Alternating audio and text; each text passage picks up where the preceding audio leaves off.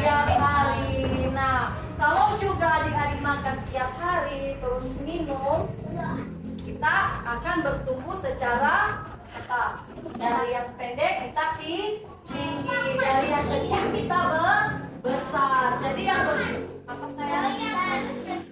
Dari yang kurus jadi gemuk. Tapi kalau dia tidak makan, tidak minum bagaimana? Dari yang gemuk jadi Ya kalau begitu, itu karena diet. Seperti kata Rada. Apa? Oh, karena sakit. Tapi kalau kita sehat, kita mau dari yang kecil jadi besar, dari yang kurus jadi gendut, kita pasti makan dan minum. Coba di sini ada yang tidak pernah makan satu hari, tidak pernah makan, tidak minum satu hari aja, mulai dari pagi sampai malam pernah? Aku pernah makan satu kak, nggak makan malam Sampai? paginya baru makan. Kakak juga sering seperti itu. Tidak Kakak makan aja malam. tadi makan. Selama tidur kita pasti tidak makan. Ada yang di sini makan sambil tidur? Ada? Makan sambil tidur? makan dalam mimpi mungkin. Nah, jadi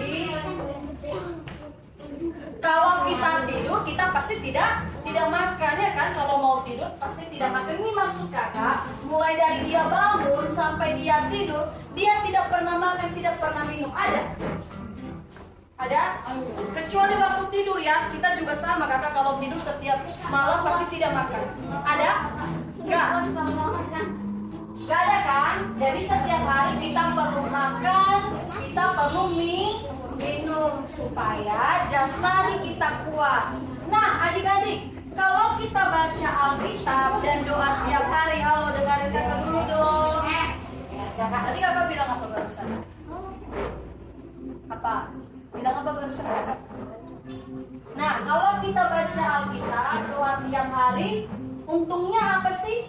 Ngapain kita baca-baca Alkitab? Ngapain kita doa? Buat apa? Untuk pergi ke surga. Nah, kalau orang malas baca Alkitab, malas berdoa, perginya kemana? Ke neraka. Yang lain gimana? Kalau tidak baca Alkitab, tidak berdoa, bagaimana orang itu? Hah? Pergi ke neraka ya. Nah, pastinya juga dia tidak sehat rohaninya. Nah, jadi kita baca Alkitab, doa tiap hari itu sama halnya makanan dan minuman kita secara rohani. Paham ya? Jadi, kalau meskipun kita makan minum tiap hari, makan nasi, minum air, yang sehat itu hanya tubuh kita. Tetapi roh kita tidak sehat. Roh itu apa sih? Apa itu roh? Ada nggak yang tahu? Kalau kita suka cita, kita damai, itu disebut dengan rohani. Kalau kita cemberut, kita lagi sedih, nah itu artinya rohani kita sedang sakit. Oke, nah saat ini kakak mau cerita nih, ada satu toko Alkitab, tapi kakak mau sembunyiin dulu nih namanya. Siapa tahu ada yang bisa tebak. Dengar ya. Kakinya bawa itu kan? Langsung masuk. Iya, dengarin ya. Tokonya ini dia satu, identitasnya dia laki-laki. Toko Alkitab. Dia laki-laki, pekerjaannya itu dia seorang pemimpin.